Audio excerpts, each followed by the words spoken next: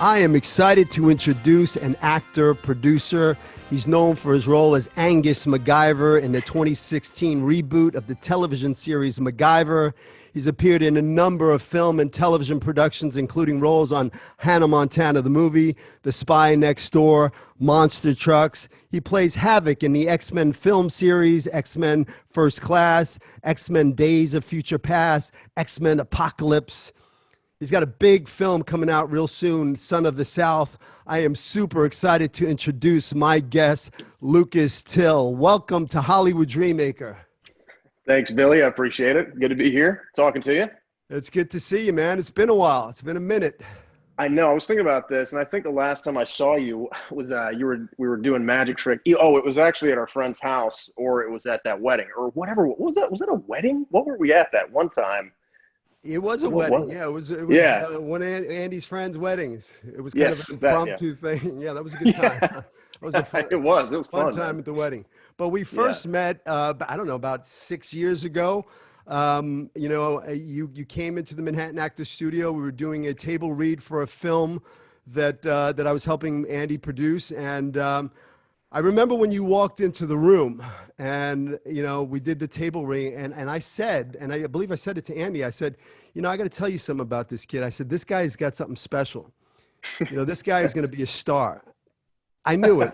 I could listen. I've been in the game a long time. I got 35 years in the game. I've seen a lot of people come up. Back in the day, Robert Downey Jr. used to hang out in my shitty little apartment in Burbank. I remember Johnny Depp when he, had his, sleeping in his car. I knew Ray Liotta when he first came into town. I've seen so many actors come into Hollywood. I've seen a lot of them go. I've seen people have success. But there's something about you. When I met you, I said, this kid has got the it thing, the star power. And you do. And shortly after, you booked MacGyver, and you've been doing that for the past 5 seasons. Yeah, going on 5, exactly, yeah. Wow, yeah. So awesome. Congratulations. that's a big accomplishment. Let me ask you, what's it like to step into those shoes? MacGyver was a big hit TV show, and then you're stepping in the reboot. Yeah, it was, honestly, I have a really good ability of tuning that out for a period of time to a degree. So, it was kind of difficult every now and then. It's just, everybody said it like, well, you're stepping into big shoes. Are you going to be able to handle it? I was like, so I was just trying to not talk to those people for as long as I can. I didn't need a reminder because I'm already hard enough on myself, a little way too hard on myself. And I'm slowly learning to get better about that too. And by the time that I think it was probably year 2 that I realized it all caught up to me at once. And I realized whoa, I'm playing this character that people know. It's international because we were doing something for CBS. It was in Monaco. And then we went to Spain for a second. And I thought I had done something wrong at it because all the security is pointing at me and looking. I was like, oh no. I must look like something. I did something wrong, a criminal or something. And then I get to it and they go, you are MacGyver. You are MacGyver. So this was after year 1. And it was already showing enough in Spain that even when I was in the airport, mall going through stuff, they were like, MacGyver, MacGyver. So, I started to realize this show was an international hit already before I came in and started doing that. And then, so, going in, yes, there was a little bit of pressure. But like I said, I just blocked it out and tried to act like I didn't care. Tried to act like I didn't care about it because, it was big shoes to fill. And by the time we were going strong, we were already there, and we had done a good enough job to stay there, I guess. That's what I'm trying to say. So I've jumped ahead. I'm excited about your role in MacGyver, but the show is, my podcast is called the Hollywood Dreammaker Podcast. Right. My goal for this podcast is to inspire young artists. And, if you have a dream to be an actor, and maybe there's people that don't believe in you, and you don't know where to get started, and you don't know what to do, and there's fears and doubts. I'm living proof that it's possible. you're living proof that it's possible, that if you have this dream, this passion in you that you want to be an actor, it's possible. You can do it if you go after it, and you go after it like you mean it, with a vengeance, and you really go and you have the passion for it, that you can achieve this dream. Now, is it tough? Is it a bumpy road? Absolutely. But it's possible. It's possible. Yeah, So here's sure. what I want to do. I'd like to go back. Like, when did you know that you wanted to be an actor? You know, what was your journey? How did you get to, MacGyver? Well, that's actually a great question, and I think about it rarely until someone asks me, and I never have a good answer because I don't think about it enough. So I started doing that. It's crazy that you're asking me all these questions too. We talked about, because I've been thinking a lot about it, and quarantine's given us all a lot of time to reflect, I'm sure. So when I never really thought about it. I mean, because I was 10 years old, I never thought about being an actor, I guess is what I'm trying to say. But I always loved impersonating people, doing voices. I could entertain myself all day long. So I think what happened was, this is what happened. We got a call from an acting school. It's called John Robert Powers. I'm not sure if they're still around, but anyways, I think they meet up. At some point they started with a group of people, but then people refer other people that they think, well, I know this kid, Dana's son, would probably be good for this, right? Whatever. So they ended up calling out of the blue, which is pretty crazy.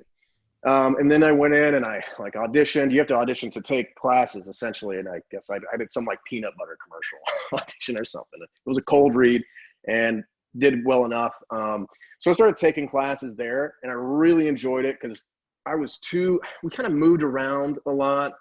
And I was also kind of too shy to really play sports, or I was also too small. Like, I was tiny until about my junior year of high school. So I really didn't do a lot of, I did jujitsu in high school, but I didn't have anything to do when I was 10, and we kind of moved around a little bit.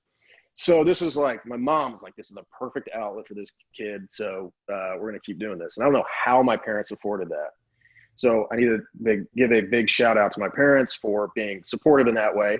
And we'll get back to that, because talking about people who support you or people who don't, I was lucky because my parents, and I took it for granted for a while. I realized like how amazing my family was compared to other actors that I would meet, especially when it came to this sort of thing. So I'm sure we'll come back to that topic later. But so that's what happened. I think I got my first movie when I was 11. It was a movie called The Adventures of O.C. Nash. And that was shot here outside of Atlanta. And then, so let's fast forward a couple years. We moved out to LA.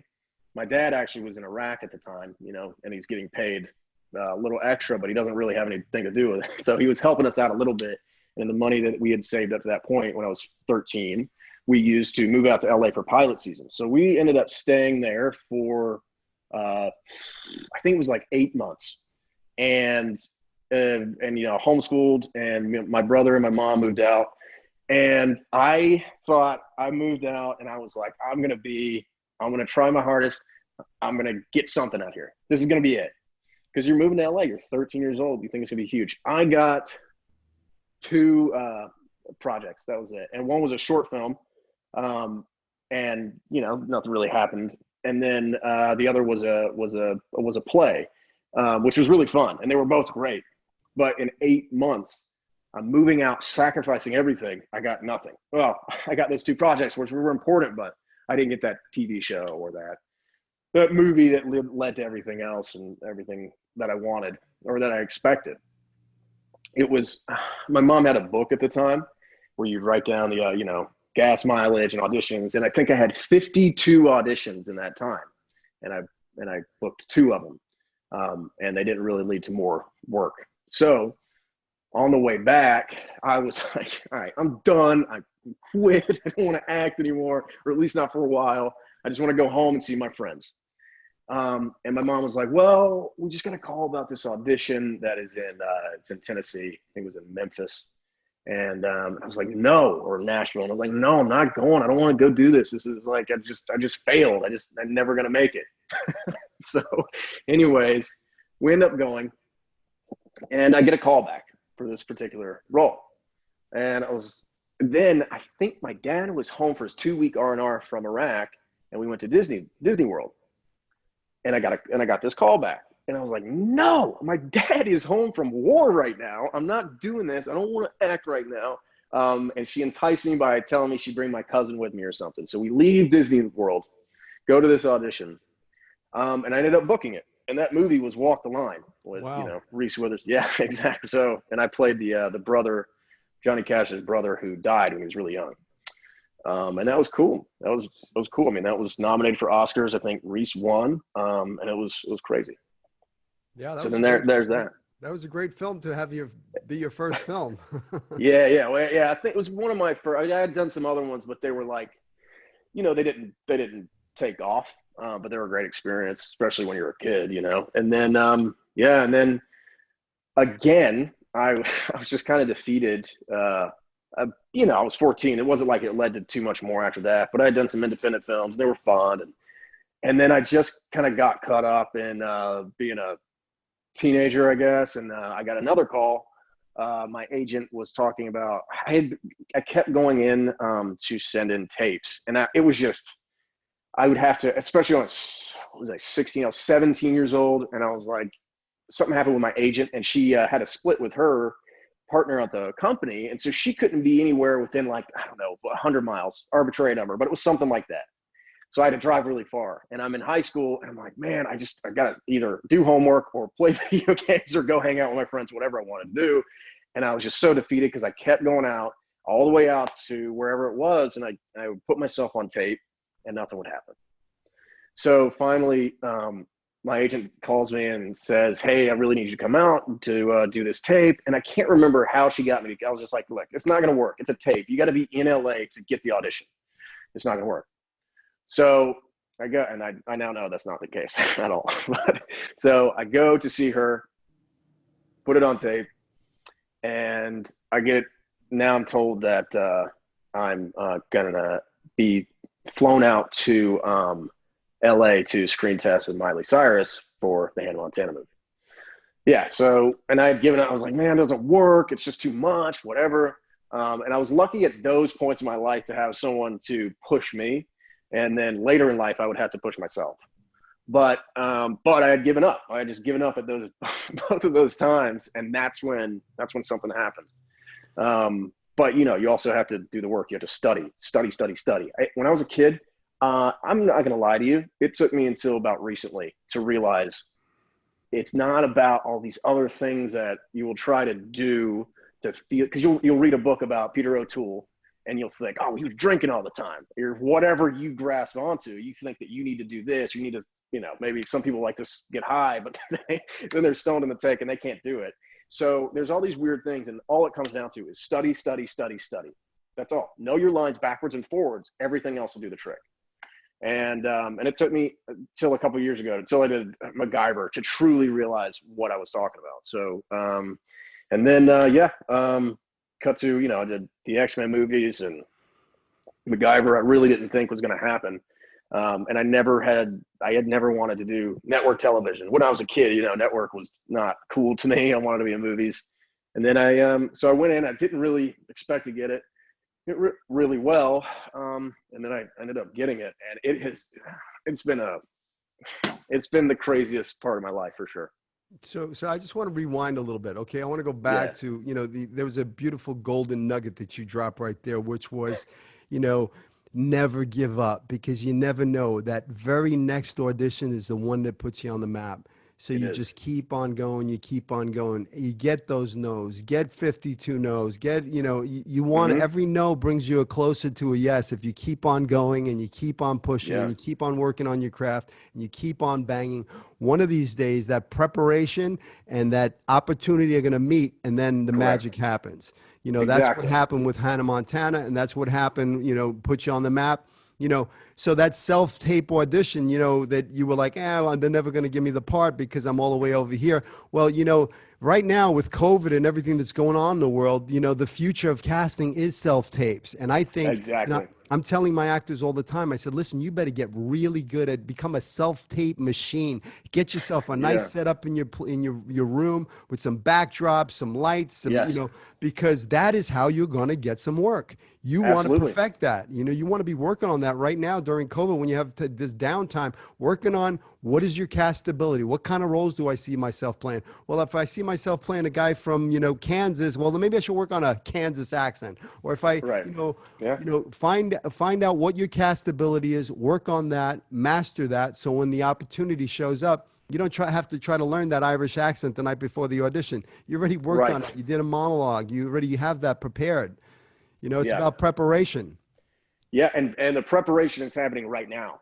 You know, I didn't think of, I was just lucky enough because I'm passionate about certain things like that, like accents and stuff like that. But when I look back, it wasn't because I was winging it. It was because I was preparing all the time. I'm constantly watching movies, imitating these people, talking about it with my friends. That is, study doesn't mean work that you hate and you do in spite of the fact that you know you got to do it. It can be fun. It's supposed to be fun. And It has you to be know fun. exactly, it has to be fun or it's not going to work. And Well, so, yeah, sorry, go you ahead. know, so you know, you just hit a key word. You know, fun is that's what it's all about. It's about Yeah, yeah, Halloween, man. When you put the wardrobe, the costume on, you step it's into the true. shoes of the character, and you're free to play. You know, that's Yeah. what acting is, you know, I know a lot of actors that have, if you look at their IMDb, you know, they got 100 credits on there and Hmm. they stop working. I started asking myself, like, why aren't they working anymore?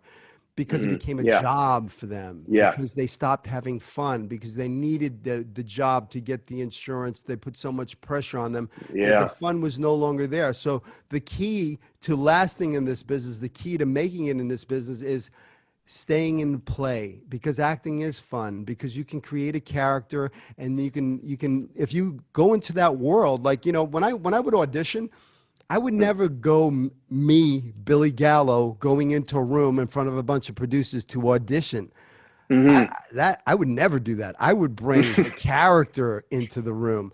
I Right. Yeah, Whatever the given circumstances were, I'd ground myself in a real place. I talk to a real person, and I'd be in yeah, the yeah, wardrobe of the character and everything, and I'd be having fun. And when I'm yeah. having fun, they're having fun. If you see an actor Right. trying to survive the audition, that they're in their head and they're in fear and hoping what Yeah, people are going to think, that's painful to watch. Okay, yeah. so For everybody, there's the a people in the big room. difference. Yeah, Right. for you know, I mean, I've been on the other side as a producer in casting, and I've watched actors that are Oh out. You yeah, know, they made big choices. They're having fun. They're playing. I'm enjoying them. You know, yeah. actors need to know that casting directors want you to succeed. They want you They to win. do. They They want you really to do. be the guy for the part or the girl for the part. Yeah, You make their job easier. And here's the yeah. thing is, even if you don't get the part, but you went in that room and you made some big choices and you were having fun, they will Yes, remember you. The of casting course. director will become a fan of your work. And maybe next time, you know, 6 months down the road, she's casting a big film and she goes, oh my gosh, let's bring Lucas in. Remember what he did last time Yeah, he was here? Has that ever happened to you? I absolutely. I wish I could remember the moment, but it was ooh, it might have been X-Men because I remember actually I knew one of the casting assistants at that time was the woman. She was married to the man who wrote the play that I was in when I was 13 years old. Now, I don't think she initially called me in for that reason, but she said hello, or maybe she did. Maybe she mentioned to her casting agent, you know, like casting director, that you know you should bring this kid in because I remember he was in my husband's play when he was, you know, when he was 13 or whatever. But that definitely happened. I mean, I know that I've been brought in on other stuff. Or for instance, so I'll probably end up talking about this guy a lot. He's my buddy Mike. He actually lives in this house here with me too, and he is an actor in Atlanta who's done pretty well for himself. But he does a lot of the stuff you're talking about. But he puts people on tape. He has a DSLR camera, which, you know, it could be a little expensive, but it looks great. And it's an investment. He ends up putting all these people on tape. He watches them audition, learns from what they're doing. So he's getting experience. I mean, he's putting at one point, he's probably putting 300 tapes a year. And so, and he's also, you know, he's learning what's out there right now. So you can call your agent and go, hey, is there any parts in there for me too? But you learn from that, and it's repetition. A lot of stuff in life is just repetition. So Exactly. I think it's the theme of what we're going to talk about today. Hey, let's talk about the X-Men a little bit. I mean, what is it like for a guy? I mean, X-Men is a big franchise, big film series, and you played Havoc, and you did what, 4 of them, or I did 3 of them. Yeah. Okay, so I say 2.5 because I had one scene in the second one. Yeah. Yeah, but you're in the film. The fact is you're a character in the X-Men series. Correct. What is it? Yeah. What is that? How was that experience for you? To be on a big budget, superhero movie. That was it spoiled me, man. Because then I thought, all right, so I show up. I end up getting the job. I'm in a movie with Michael Fassbender, James McAvoy, Jennifer Lawrence, Nicholas Hoult, Zoe Kravitz, Caleb Jones. I mean, it's just and it was. The list kept going on, and they were all great, and they were all really nice, and they were all hilarious. We had a great time, and I was working. That's what spoiled me, was that I was working. I'm on this big movie, which I love, X-Men, so that was cool in and of itself. And you're working, you're shooting a page a day, and you're living in London for 4 months. And you're just having a good time. And I think at that point I was 19, so I could go out and drink, and I could have fun and do all this stuff. And you got a trainer that you can go. If you want to go, you could wake up every day if you weren't working and go train with this guy Ed Chow, who's incredible. And it spoiled me, and it would ruin me, especially up until so. I'll show you the difference. Trying to explain the difference between working on something like X-Men and MacGyver. So on any one day, pick one day out of half of the days that I work on MacGyver, and I work on MacGyver for 9.5 months a year. And each of those days can be 10 to 11 pages. And sometimes it can be, the lowest it's going to be is 6 on average. And on X-Men, I'm shooting 1 page a day. And some days I'm just not working all week.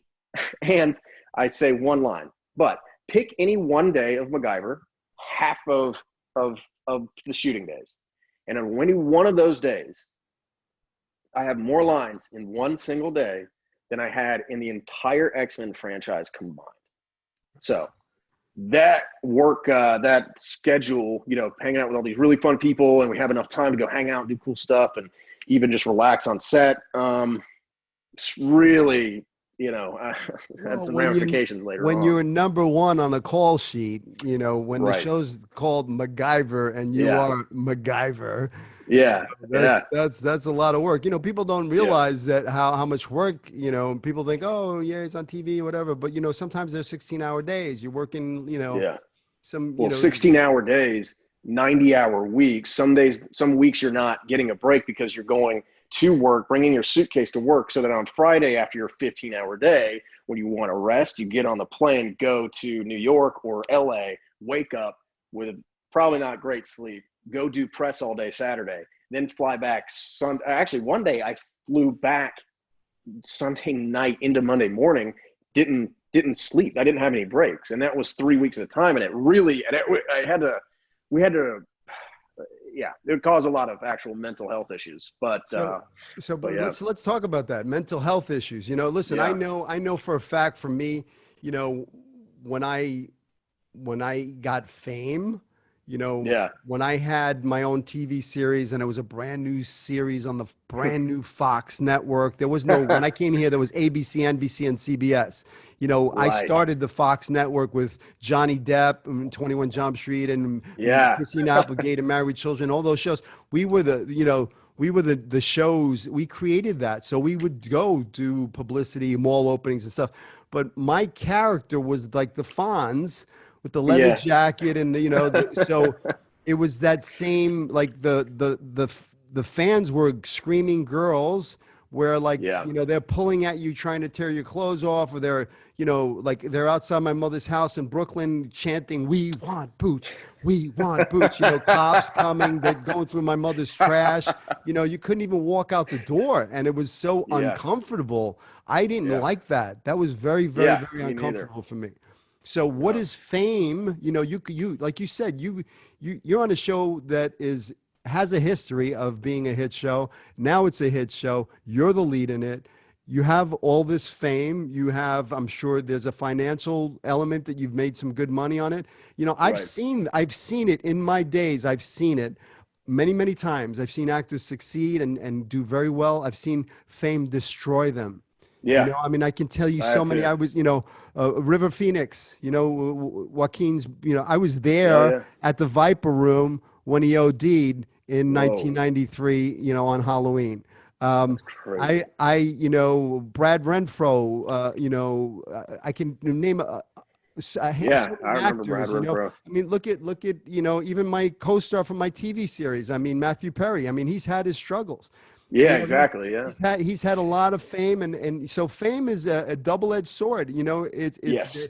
So what is fame like? Because if somebody wants to go out there and do this, you got to be careful what you wish for, because You sometimes do. what you think it's not. So fill me in on what fame is like for you.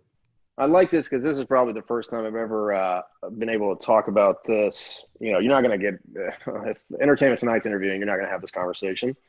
And a lot of people they'll be like, Lucas, come on.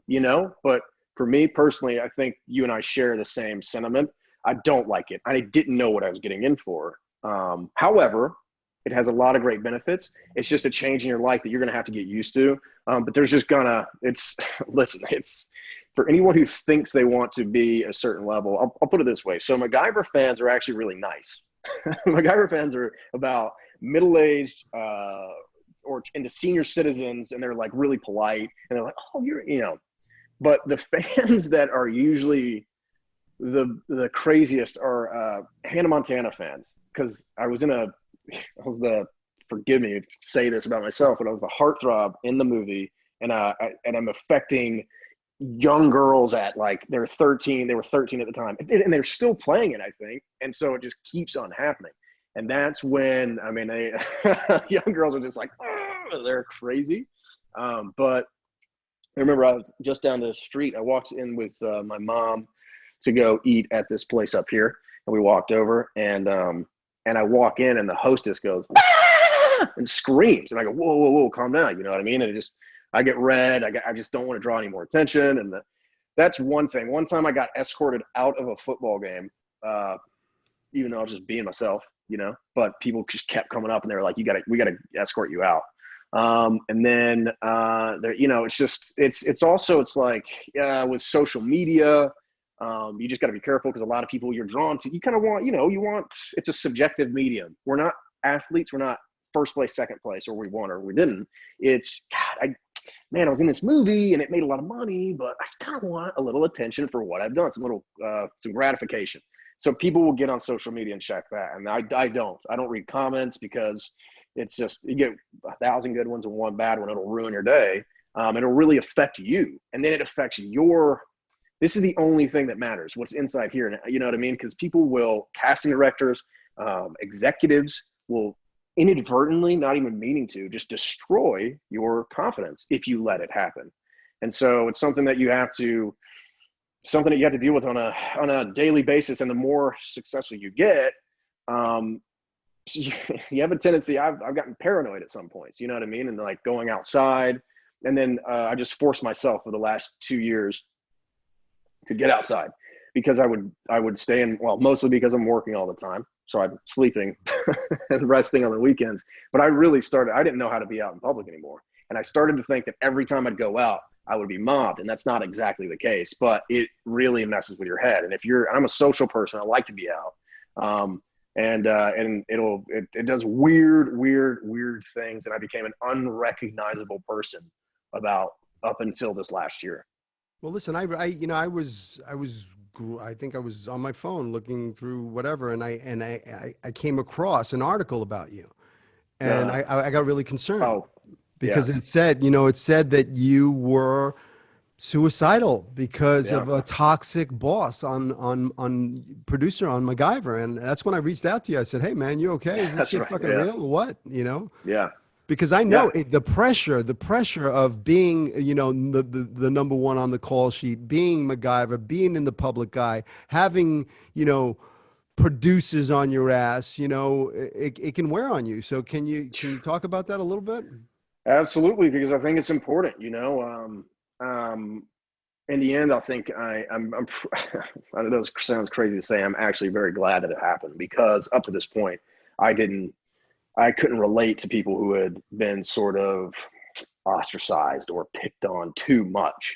And this particular person, no one was safe. You know what I mean? I wasn't safe because of the way I looked or anything, and that for that I'm thankful for because now I know that what it feels like to be marginalized by. Well, I don't, but at the same time, I have a little bit more respect for it, and it opened my eyes. But that being said, so this person was so bad. In the beginning, it was screaming at I look maybe not now because I have some facial hair, but I pretty insecure about the fact I'm playing as MacGyver, and it's not a very realistic show, but at the same time, we're shooting the first episode, and I'm just kind of concerned about the way I look. I'm supposed to be this secret agent, and I look like a child. You know what I mean? So even I know that, but he is screaming at a very, very big director, by the way, which I'm just going to leave names out. And he's screaming, "You got to tuck his shirt in. He looks like a little boy. He looks like a little fucking boy." And I'm just like, and he knows that I've talked to him about just don't say that. But anyway, so then we're actors. I'm not an athlete or whatever. I'm kind of sensitive when it comes to certain things. Yeah. And it started with that. And then it was always, I'm too skinny. And I was like, you got me working 90 hours a week. You're not paying for a dietitian. You're not paying for a trainer. You're not giving me any time off to go do any of those things that you want me to do. And also I'm a, whatever that body type is, I think it's called endomorph, whatever it is. And it is nearly impossible for me to gain weight without help. And so it was always, I'm too skinny, I'm too young. And then of course I'm not sleeping. And maybe I mouthed off a couple of times, which everyone did. And then it was this unassailable position that he was in. You know what I mean? He is the Sun King. You can't touch him. And so he would pick on, after the first year, I told the president of CBS at that time, studios, you got to fire this guy. It was hard to explain because it was sabotage. I would later find out that he was making sure that we were it gets cold in Georgia. It gets 19 degrees. It was 19 degrees outside, and we were asking for jackets in the scene and in perpetuity for all the times that it's winter here. I just need a jacket. So I thought it was just negligence or whatever. I found out he was deliberately putting us in short sleeves, making sure that we couldn't wear jackets, telling my costume designer no jackets. So it's a weird sadistic thing. It's a narcissist. He's a narcissist. It's a power trip. And it beyond. And I tried to do this, and then I tried to have him removed, but I didn't have as much evidence as I would later. And so he kind of got checked a little bit because I went to tell on him. But then what he would do was he would just hide his comments about me, because the first year I was reading text where he was like, you got to be a good leader. I'm like, God, I am. I think I'm trying to be. He's like, it's all on you. You need, I can't believe you would do this. And it's like, it was gaslighting, constant gaslighting, telling me I'm not good enough to be MacGyver. And maybe not in that way, but he was. And then I remember, I was talking about I had to do voiceover on top of everything. So now it takes me about 20 minutes. Okay. And that's all it really requires. However, back then I remember I got done with, I did 6 hours of voiceover on a Sunday. I should be resting and learning more lines. I did 6 hours. He wouldn't listen in. He's at home, probably hanging out with his family. And then with no direction, right? And so I'm just guessing with this acting coach, seeing if we can get this right? So I get it done 6 hours, which should take 20 minutes. We then go in, and so I go back on Monday. I remember distinctly it was a 15-hour day, and my directing producer comes up to me and goes, we have to do it again. And I was like, what do you mean we have to do it again? What was it a technical issue? He says, no. So what is the note? He just doesn't like it. So it's him. And now what I know about him is it was sadistic. He just wanted me to work me into the ground so that then I would misbehave so that they could then again blame it on the crazy actor. And I had another co-star who did enough of that. So anyways, it was crazy. And what he did to other people, I ended up talking to writers. He would, I mean, I can't tell these stories because I want to keep them protected, but he would scream, tell them it's not hard to be, it's pretty bad. Racist, homophobic, just everything bad. Please tell me this guy, they got rid of him. Yeah. Oh yeah. He got stripped of everything. Awesome. No, it was actually good for I you was very for impressed. stepping up, because the actors need to know that Right. those higher ups, those Harvey Weinsteins, those people in power, Yeah. you can raise your voice and you can say, you know what, I don't feel comfortable doing this. Right. This is not right. You have to protect your morals, your the way you feel. You can't let somebody try to destroy you. You got to speak up, and bravo to you for speaking up and letting people know that this guy was a tyrant. Yeah, exactly. And also something that I would encourage people to do is communicate with other people, because I talked to people who I had never worked with when I was essentially, I quit the show. I quit the show over the summer, and I was like, I'm not doing this unless you fire this guy. And yeah, I know. And a lot of people would say, you're a producer. You're not even, at this point, I was not even 30 years old yet, and you're a producer of a network television show, and you're the lead, and you're making lots of money. And I quit.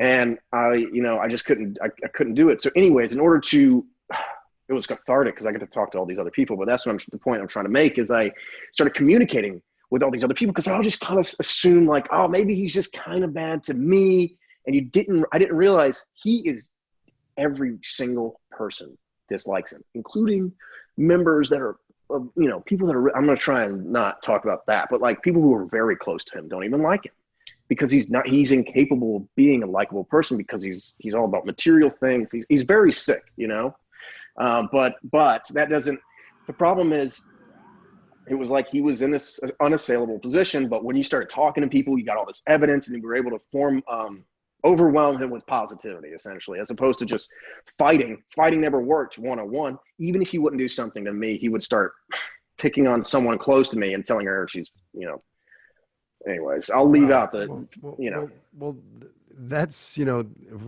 first off, congratulations on being a producer Thanks, of a network TV series. I mean, that's pretty friggin' big. That's pretty awesome. Yeah. That's good school. awesome for you to step up and say, you know what? I'm walking. Like when I had my TV series, it was originally called Second Chance, and then I was like the fifth banana on the show, and then they decided they were going to remake the show, and they were going to make me and Matthew Perry the leads, and change it to Boys Will Be Boys, but they didn't want to pay me, the Matthew Perry money, because he was getting paid more, because he was one of the stars of the show. I was the next door neighbor, but then all of a sudden they wanted to make me and him the leads of the show, but they didn't want to pay me the money. No. So I said, F you, I'm leaving. And then they threatened me, and they said, well, you know what? You have a contract and we're going to sue you. And I said, go ahead, sue me. Right. I'm not showing up to work. So guess what? You have a TV series. Let him do the show by himself, Yeah.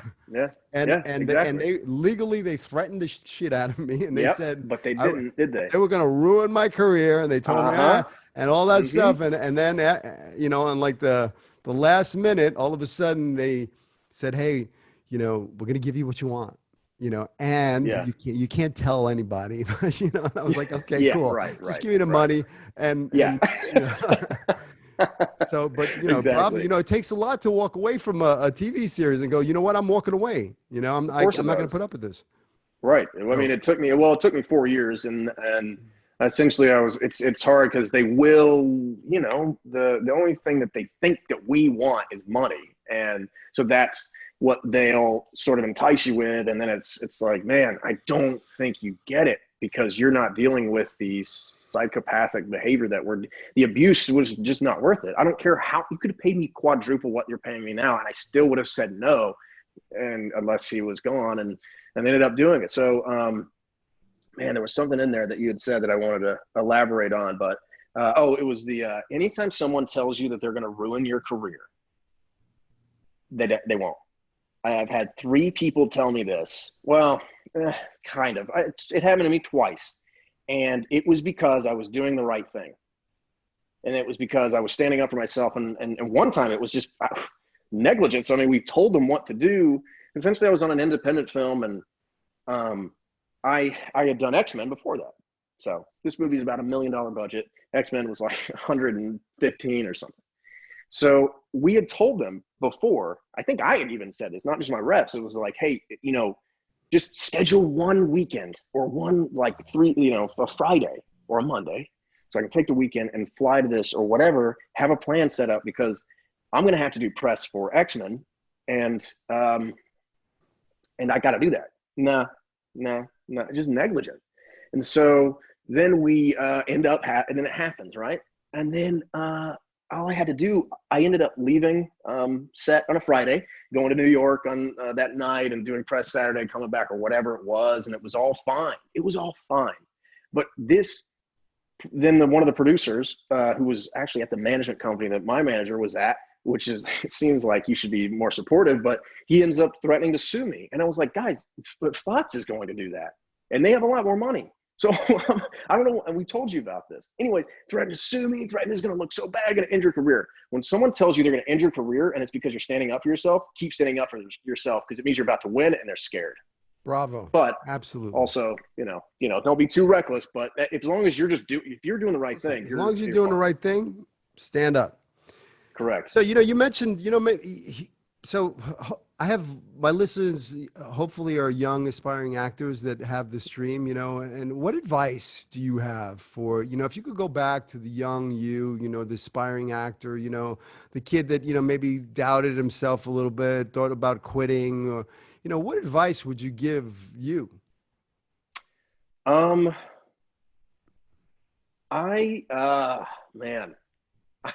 I would give myself advice, except for the fact that I feel like those are things that you're supposed to do and go through, right? But I'll tell you what, I had, it's so much doubt. And don't get me wrong, a little bit of doubt in a subjective medium as an artist, or whatever you want to call it, is normal. And if you're a little too confident, that's kind of weird anyways, right? So understand that usually the only thing that's getting in the way is yourself, every single time.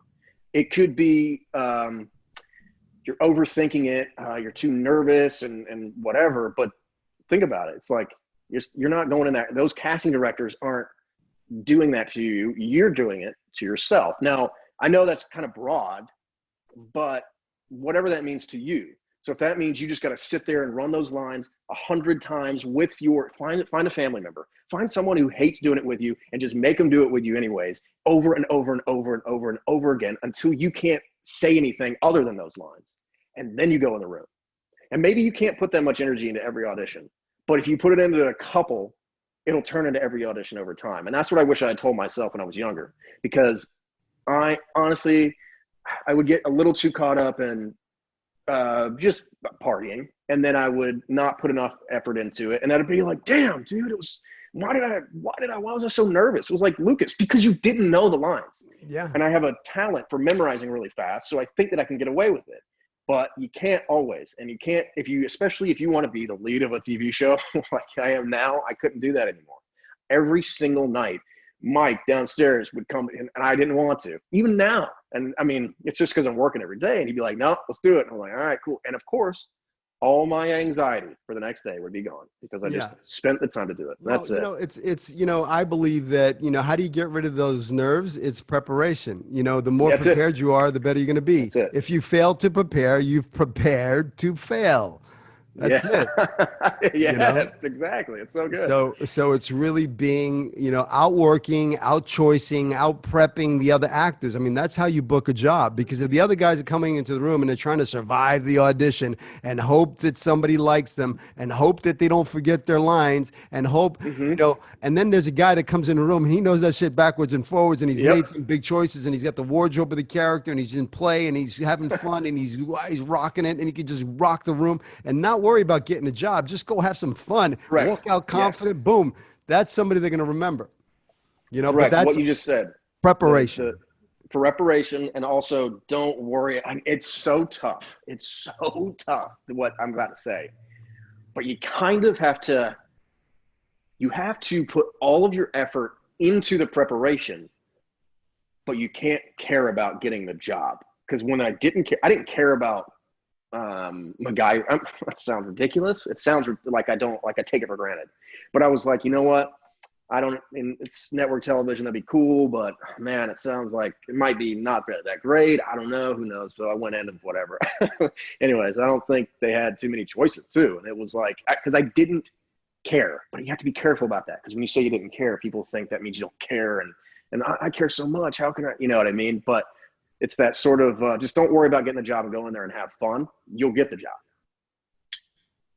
I and be agree. prepared. So, so you talked about nerves, you talked about, studying lines. How do you deal with nerves? Do you still get nervous? I mean, you've been doing it a while, but what's your cure for nerves? I mean, besides preparation, what is your process for memorizing lines? You say you pick them up quick. So what is your process? Do you write them down? Do you, Yeah. what do you do? You know what? I hope if you here, I might actually. Yeah. Look at this. Look at this. All right. So what I do now is the first, obviously, read it first. Then you do this. So, and it's kind of important, right? So this is actually from MacGyver. I don't know if you can see that. So what it is I put a little star and then I write it all in all caps or whatever you want, but you have to make it pretty. You know what I mean? You have to make it look good. And when you do that, you are already doing the first part of searing it into your memory by writing it down, making it legible, taking your time. And all I do is I write out my lines only.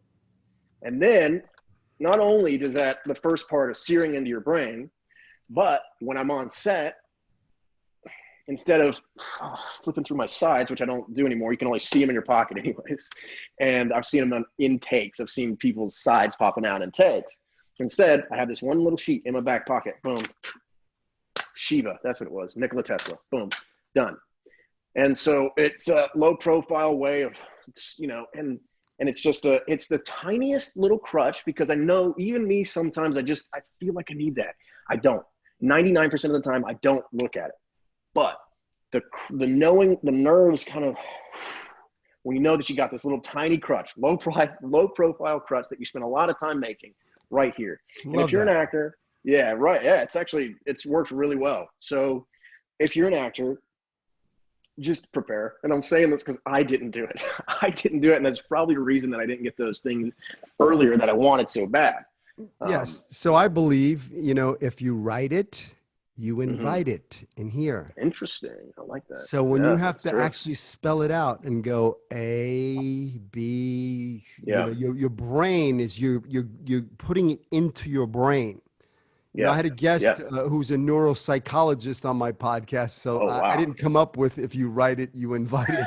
I stole it from him, and he's a Okay. neuropsychologist. I But love that though. it makes so much sense because you're Yeah, it actually does. writing it. Yeah. For me, I know, just trying to memorize it, you didn't write it. Those aren't your words. But when you actually write it in your handwriting, Yeah. like you said, make it in capitals, make it all pretty and stuff like that. Yeah. When you write Yeah. it, you invite it into your brain and then Correct. it's in there. Yeah. What I about couldn't agree nerves? more. What about nerves? Nerves. Oh, I gotta say, the only times I was really nervous, I mean, don't get me wrong, the nerves sort of, I gotta think about these auditions. It's, it's, it's the things we've already talked about.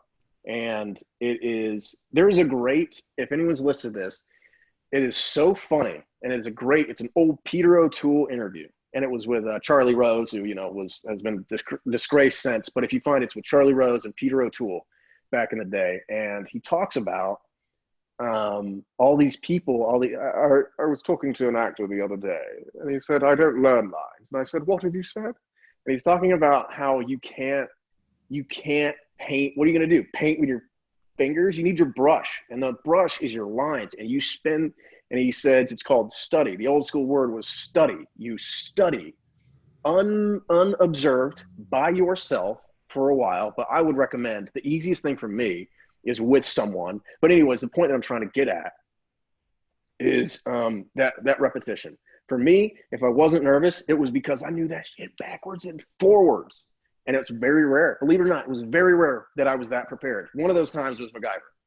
And that's why you get the job. Correct. No, exactly. And it seems so. I remember there's another actor. I won't mention his name just because I don't like it, but he was very positive. But I was talking about some of my bad experiences, not bad habits at work, and because you're just so insecure and you want to be the best actor. You want to do, and I this particular time I was drinking on set.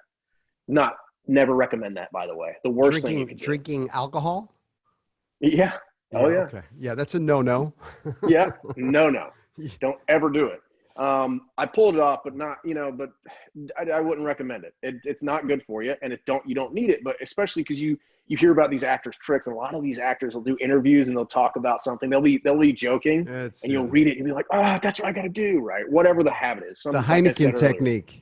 I call that the Heineken technique. Correct. So I was talking about this with an executive. And then he interrupts me. He goes, what I think he's trying to say is we all have, and he said it perfectly, and I'll butcher it, but it was like, as actors, especially as young learning actors, you're always trying to reach for that thing, that technique that's either going to take you to the next level or make you different than other people or whatever. And what I'm saying is the only thing you really have to do for the audition is prepare. And then you get in the conversation of what is that? And that's what that is for me. For me, the easiest way, that's very helpful when I don't have anybody. If I can say the lines out loud, back and forth, 3 rehearsals, I'll have them memorized. For me personally. Unless it's like, I'm a guy where I have to do a lot of science. So that, I'll write. Yeah, and the other thing that Mike, yeah, exactly. Well, correct. Yeah. And also if you research, if it's science, even if you think you can't understand it, look it up on Wikipedia, then go to the next website. Once you understand it, boom, now you have it memorized. Sure. People think they need to memorize that. So I'm talking about myself, by the way. An actor prepares. Yeah, exactly. That's all it is. That was the secret the whole time, was that I just needed to prepare. But I always loved flexing to see how fast I could memorize it, just be done with it. And it was lazy, and it was just irresponsible. And that's why I didn't get the things that I wanted when I was younger. But, it all works out in the end. But I couldn't stress it enough. I got to tell you something. I watched a trailer for Son of the South. Oh, yeah. The other day, and I was blown away. Let me tell you something. Like I said, I see a bright future for you, brother. I see big movies. I see, like Leonardo DiCaprio kind of stuff, man. I really Thanks, man. I appreciate it. I'm not blowing smoke up your ass. I really believe you're very talented, and I see it. We've been right so far. Yeah. So Son of the South, right? That's what. Yeah, man. Yeah, I'm really, really proud of it. So that just premiered at a. Sorry, looks like you're going to say something. Well, where did it premiere? I want to see it. Oh, well, it'll be out in I think it's September 19th. It's going to be out on either digital or it's going to be limited, and then it's going to be on digital right after that. So that movie is we watched it the other day.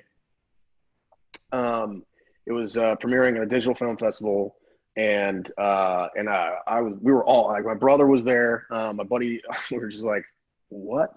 This is so good. This is by far the best thing that I've ever personally been a part of, I think, ever. And the quality, for one, but also the timing. It's a true story about a guy named Bob Zellner. And Bob was a white kid in Montgomery, Alabama, who was curious and didn't really understand why all this, racial segregation, but just everything that was going on as the civil rights movement was picking up. So he ends up joining the Student Nonviolent Coordinating Committee, SNCC. And this is about the beginning of his journey, being a part of that and attending marches, but being a white guy, joining the movement and just watching it from his perspective happen in front of him and how it changes him. But it's, and his grandfather, this is all true. His grandfather was a Klansman. He's in the Klan. And then he ends up joining the civil rights movement. And Spike Lee was an executive producer. I think I either read this or Barry, the director, who's edited, I think, almost every Spike Lee movie. So they've been friends since Do the Right, or She's Gotta Have It. They've been friends for a long time. So he directed it. And I think, he said that Spike was interested because it wasn't a white savior movie. So it is cool, man. It's just, I know this sounds weird, but it's really funny. When you're dealing with a subject like this, a lot of people don't want to sit down, maybe not now with what's going on in the world, but they want to, it's a good way to bring people in when you relax people, when you make them laugh, but then you can show, and it does get pretty heavy. I mean, a lot of it's hard to watch. It was hard to watch for me because it's a timely piece with everything that's going on in the world. It's crazy. I'm really, really looking forward to watching the film. So yeah, what's next? Great. I mean, you got MacGyver. Is there, what's next? Is there something else on the plate coming up? I know the newest thing is trying to figure out how to do MacGyver during COVID. That's the newest challenge that's up in the world for everybody right now. So what's that look like? I mean, do you have a start date going back? I mean, what are they saying to you? No, but not yet. However, I have a friend who works for NBC Universal.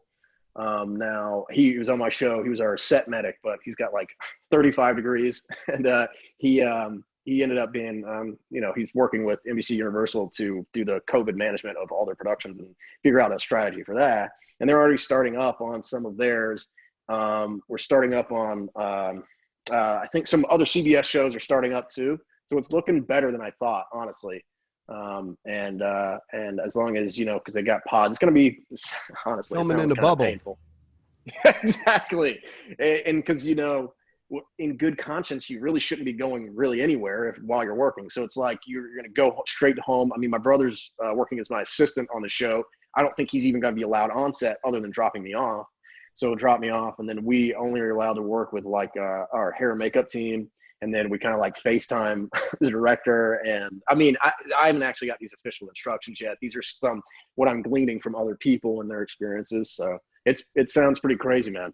Well, I've been telling all my actors, get used to this little Zoom thing because this is the future of casting. It's going to be self-tapes. It's going to be a director session with, a director via Zoom, because, social distancing and everything. So who wants to drive, an hour to Hollywood when you can have a Zoom call and be done and you're still in the comfort of your own home. Exactly. No more 3-hour there and backs to Santa Monica anymore, so this is the future. So, really get comfortable with your self tapes, get comfortable make sure you frame yourself up, you light yourself right, you get all the, your ducks in a row, because this is how you will find work.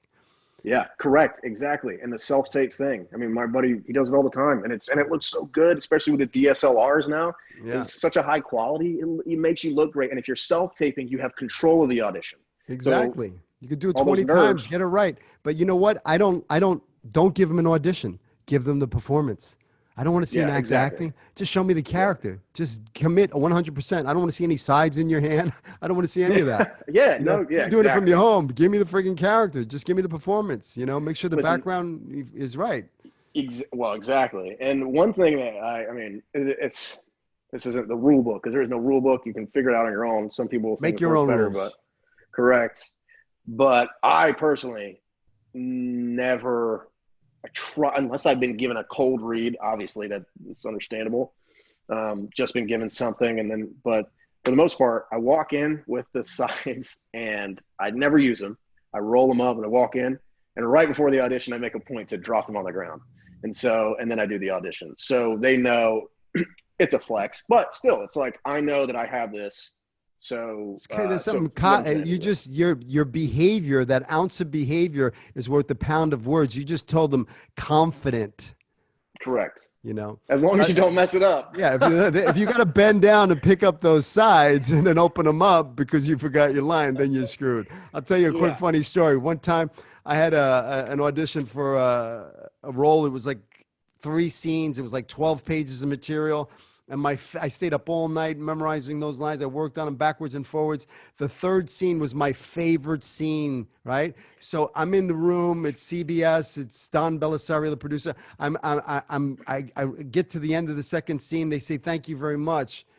And I was like, "Can I do that 3rd scene?" And they said, "Thank you very much." And I was like, "Come on, man. Please, let me do the 3rd scene. That's my favorite scene," right? So they said, "Go ahead, do the 3rd scene." So now here I am. This is me, the cocky guy with the rolled up sides in the back pocket. But when I was sitting down in the lobby, my sides fell out my back pocket. So they weren't even in my back pocket. So I get to the 3rd scene. Halfway through the 3rd scene, I draw a blank and I'm like, fuck, I don't even have my sides in my back pocket. I don't know what to do. So Don Bellisario looks at me and goes, "You should have stayed with the 2nd scene." Exactly. So, Yeah, that's now, funny. Now I'm beating myself up because I thought I just ruined it. Long story short, I got the part. No way. See? So now we're on the set. We're now on the set, and I'm goofing about it. And he said, "Kid, I knew you were the guy after the 2nd scene. After the 1st scene, I knew you were the guy. I didn't need to see the 3rd scene."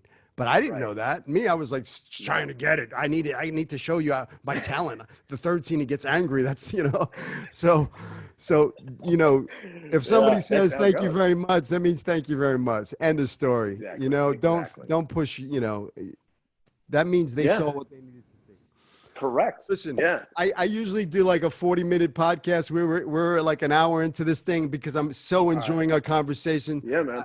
I can't thank you enough for coming on. I believe this is your first podcast. It is. So I am honored that you are on my show. You're the first podcast. So I really appreciate it. I mean, you really dropped some serious gold.